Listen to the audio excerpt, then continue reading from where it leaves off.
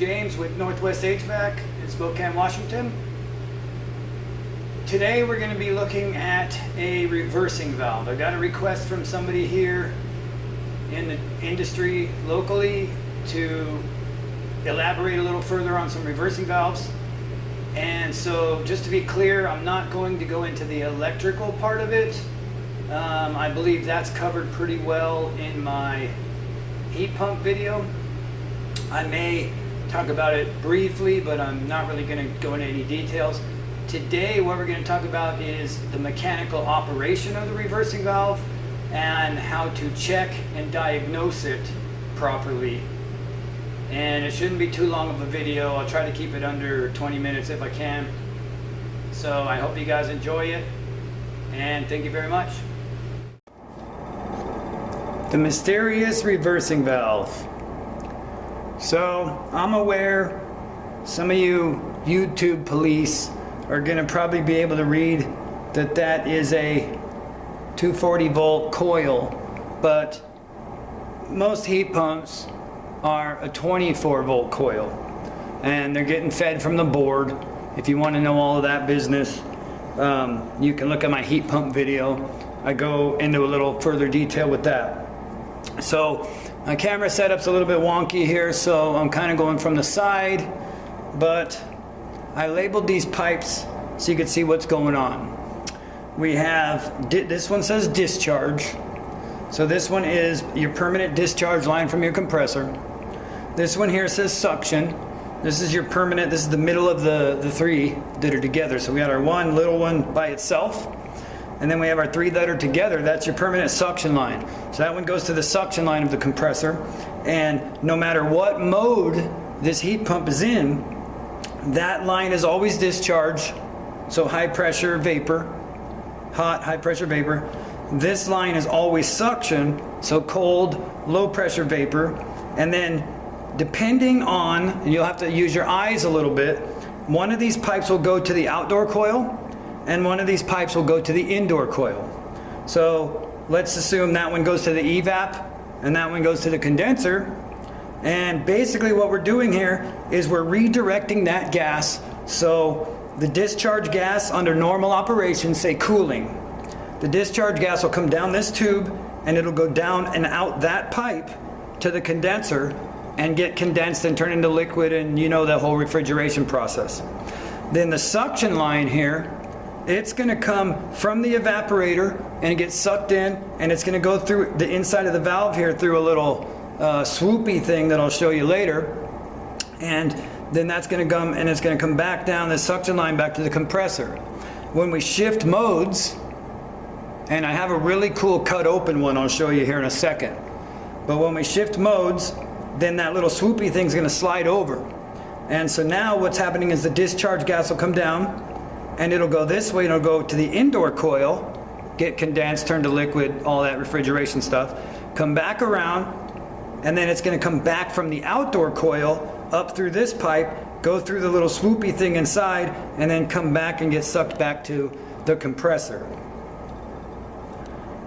Let's look at that cut open one, and then I'll maybe go back to this one, and we'll talk about testing and operational things. So I have the solenoid coil off of this one so you can see, but that would go right here on this solenoid shaft. And this is called a pilot actuated reversing valve because technically nothing electrically moves the mechanism inside this big part of the valve. All the movement action is happening right here inside this solenoid, and this solenoid is basically a little miniature reversing valve.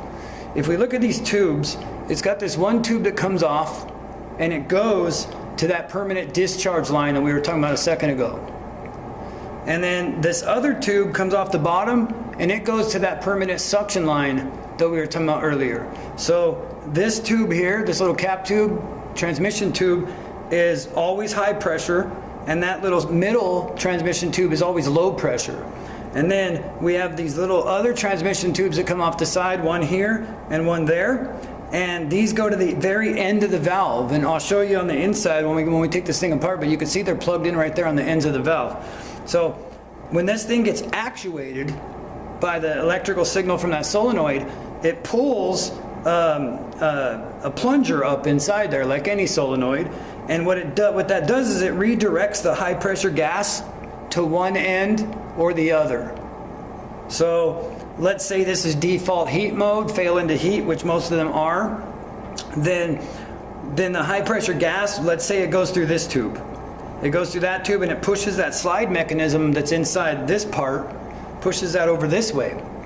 And then when we call for cool, then we energize this solenoid and that redirects the high pressure gas over to this end, and then it pushes that slide mechanism over to the other end. So it's using this little pilot or miniature reversing valve to direct the high and low pressure gas to one end or the other, and then it's that difference in pressure from one side to the other that causes that slide mechanism inside to slide around. Let's look at the inside. Okay, so inside here, as we mentioned before, this is our permanent discharge. This one, middle one of the three, is our permanent suction line. And then these two will trade which one is discharge and suction based on the positioning of this valve. Inside this valve is this slide mechanism here that slides over. Earlier we talked about those cap tubes that go to the end, and they'll either put high pressure over here, slide it that way, or they'll put high pressure over here and make it slide that way. So that dome, that swoopy thing I was talking about inside, when you kind of look at it like this, you can see that right now it's connecting those two pipes together. And this other pipe just has a hole. And so you can see where this discharge line will come out, and it'll go down that hole, and it'll make it go out to the, to that left side. And then when the suction gas comes back from this coil, it gets looped around through that dome, and then it gets sucked back down through the middle pipe back to the compressor.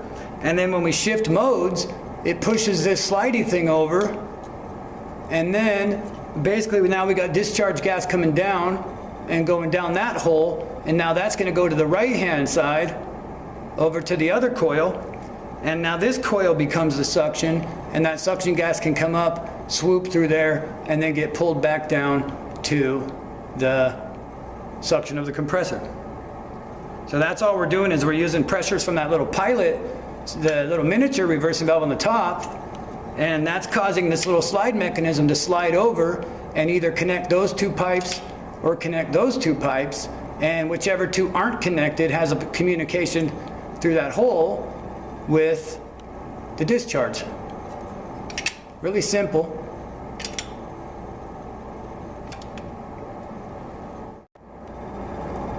One thing I want to add before we get to the troubleshooting, in case you didn't notice, this slide mechanism inside here, these end pieces, that black thing right there, that's just plastic. So the seals here that make the seal between this slide mechanism is just plastic. You can see it's flexible. I can push on it. So my warning is this: when you change one of these, you need to be very careful not to get the body of this too hot, or you will definitely melt those plastic seals. That can do one of two things. It can make it so it no longer seals, so you won't get good slide action here. You could also make it to where it literally melts to the valve itself and sticks, and now it won't slide forever. So one of the things we'll talk about in troubleshooting this is a little effort we can make on a slightly sticky one to maybe try to free it up a little bit. But beware, that's plastic. You need to use heat paste and wet rag and wrap the crap out of this thing when you go to braze it. Otherwise, you're going to melt that plastic seal. You're going to have some real problems. Now, as I said before, I'm not going to get into the troubleshooting of the solenoid. Every solenoid's the same. It gets power, it becomes magnetic, it pulls a plunger inside, and things happen. You can test it with volts and ohms, and you can even use a magnetic checker. Pretty cool tool I have. If you guys haven't seen one before, just look it up. You put it close to a solenoid or a motor, it'll start spinning, and it tells you if it's got magnetism. So that's probably the easiest way to check, is with a little spinny checker tool thing. Not that I have any sponsors here, so I'm not promoting this, but Danfoss has an app that has all kinds of PT charts and refrigeration tools in there. It also has a solenoid checker thing that works right on your phone. I personally like to have a separate one so I don't have to rely on my phone for stuff, but it's a fun little solenoid checker tool. So Dan Foss should probably give me some money. Anyway, troubleshooting the valve itself. So as we talked about earlier, this solo line by itself should always be discharge gas, therefore it should always be hot. And this middle line here should always be suction gas, so it should always be cold or cool.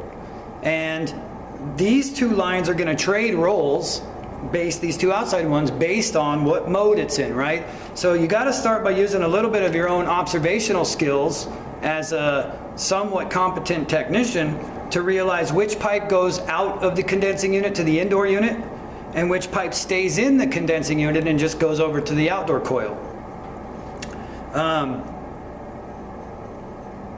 So once you establish that, you can see this one goes to the indoor coil, that one goes to the outdoor coil. So now we should know that. Now the next step is to understand, does this valve fail into heat mode or does it fail into cool mode? So outside of mini splits, so we'll say this, mini splits, they all fail into cool mode.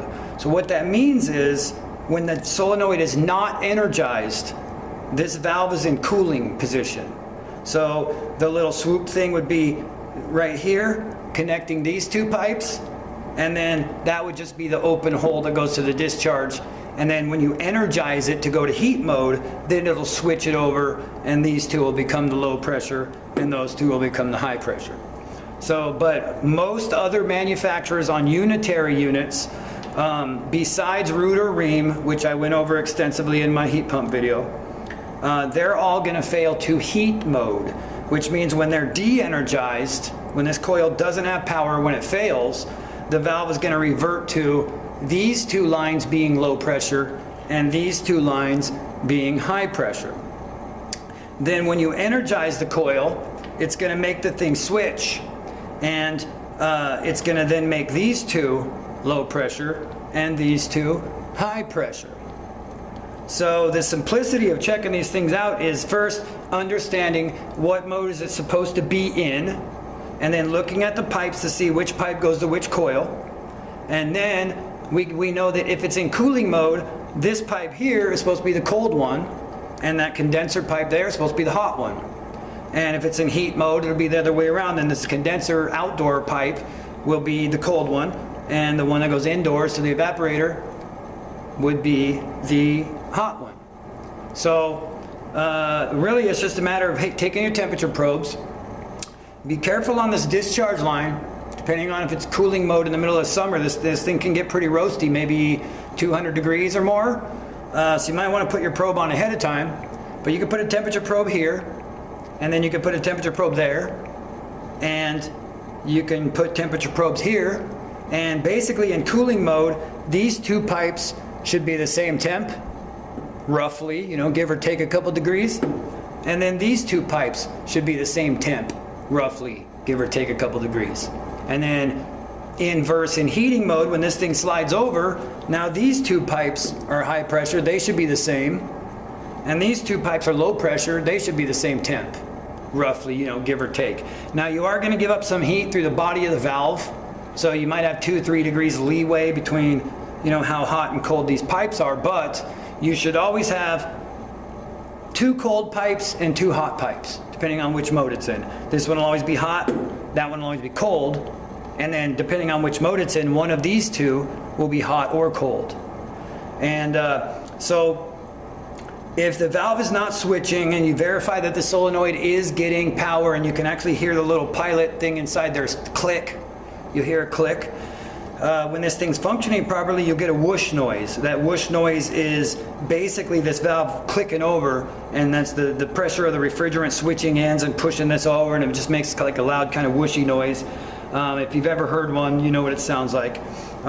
So I get power to this, I can hear the little pilot solenoid click, but you don't hear that whooshy noise. One thing you can do is, depending on which end you think it's stuck on, you could take the soft end of your screwdriver. Do not ever use anything hard, but you could take the soft end of your screwdriver and give it a little bit of a tap, and that might free up if it's stuck in there and get it to kind of shift over. Now that doesn't mean it's fixed. It just means you bought yourself some time so you can get another one to replace it. But that might, you might be able to bump it. It might be bound up in there, and you can give it a little bump, get it to swoosh over. The other thing that can happen is it can get stuck in the middle. We saw on that slidey thing, here, let me pull it back real quick.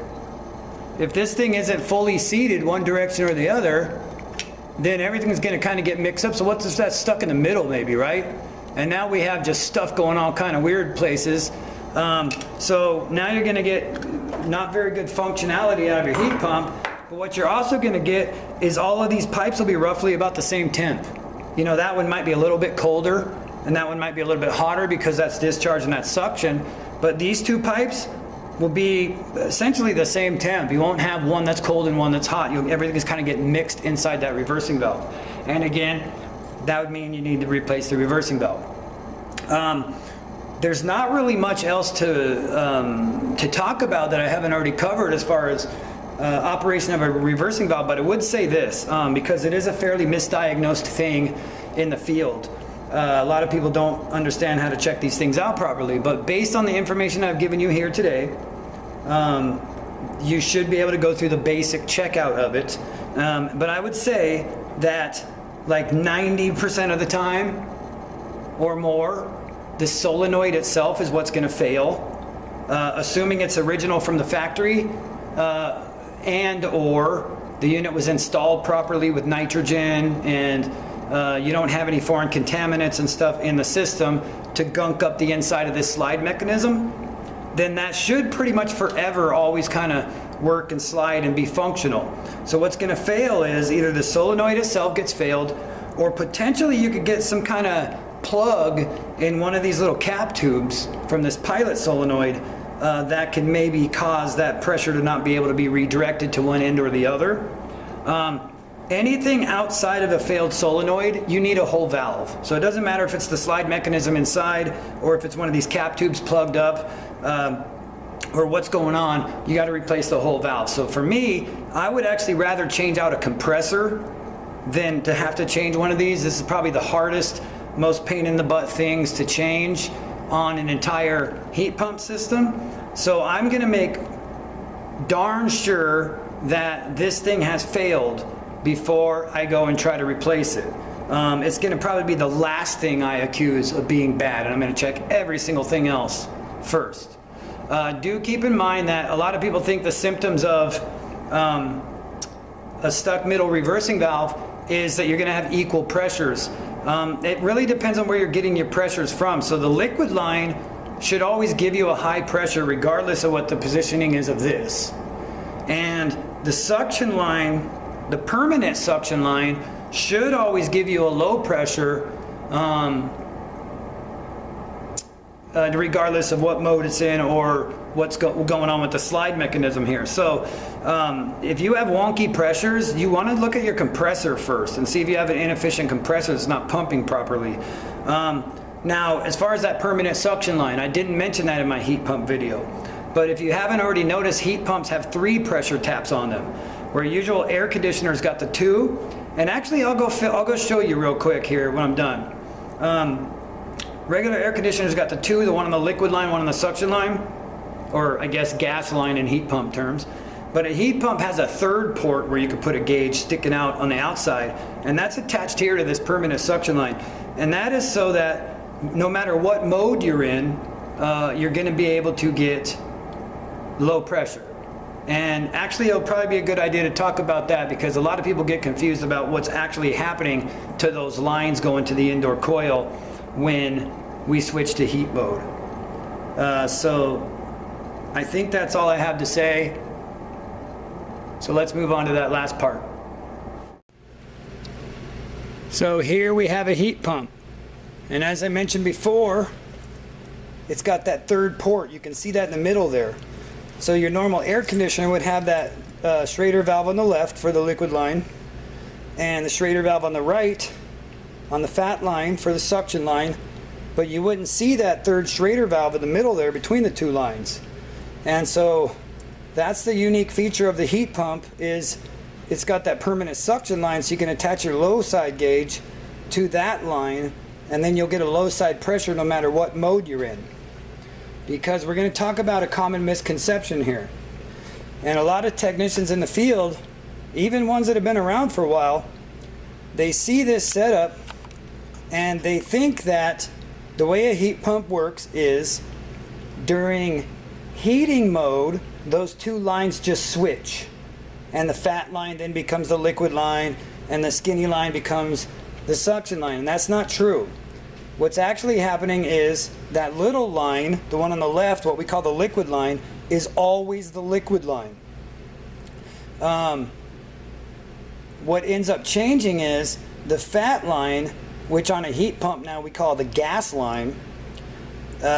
Instead of, during heat mode, instead of being the suction line, it's now the discharge line.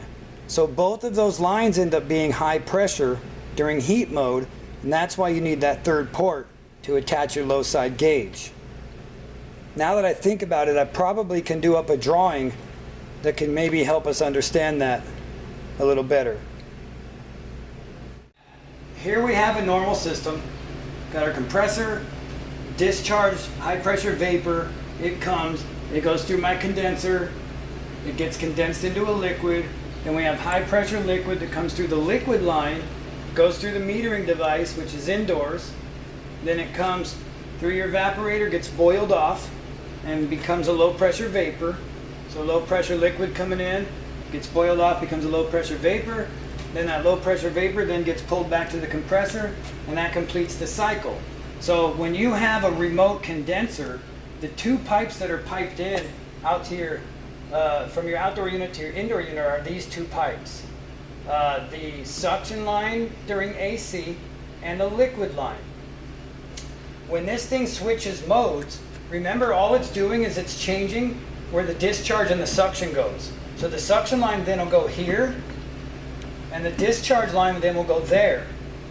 So during heat pump mode, the discharge is going to come out like this, and it's going to go to the indoor coil, and it's going to get condensed. It'll be high pressure vapor at this point, get condensed, and then it's going to go through a second metering device and get metered into this coil. So it's going to go through that liquid line, the opposite direction, get metered over here, become a low pressure vapor, get boiled off, become a low pressure, leaving the metering device low pressure liquid. It's going to get boiled off and become a low pressure vapor. Then that low pressure vapor will come back, and then it's going to come over here and go in the compressor like that. So you have this reversing valve up here that's kind of directing traffic of what goes where. So earlier we said that to your indoor, to your indoor unit, from your outdoor unit, we weld in these two pipes, the fat line and the little line. Typically the liquid line and the suction line. But during heat mode, the discharge gas comes over here, and it comes into this line.